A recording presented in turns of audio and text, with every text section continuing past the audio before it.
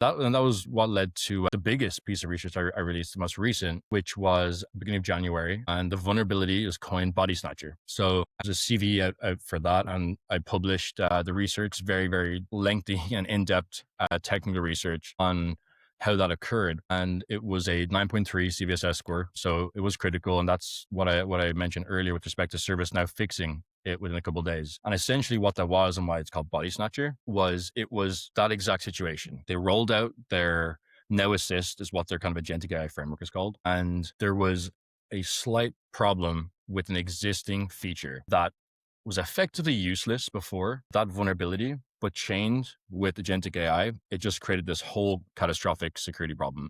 So to give you kind of a high level of how that worked. So since I think 2015, ServiceNow had this very basic chatbot called like virtual agent, and it used like NLU to kind of understand what someone was asking of it. And then it would have specific workflows to execute based on the request. So it would extract some words and intents from a message. And I'd be like, okay, I think I should run this static workflow. So it wasn't AI, right? But it was just NLU. And then it would attempt to map it to something like a flow or something like that, or a script code, coded like a script containing some code. And part of that had an API. And so the purpose was you could have like a Slack integration that was what was kind of called like a virtual agent integration with ServiceNow.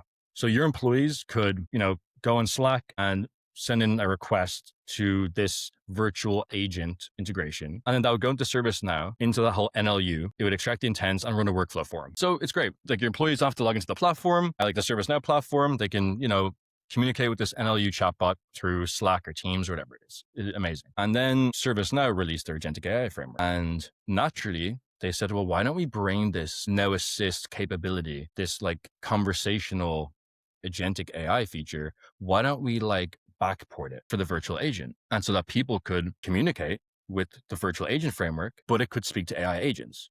And it makes complete sense. So instead of NLU, talking to like a agentic AI. And the problem comes in two parts.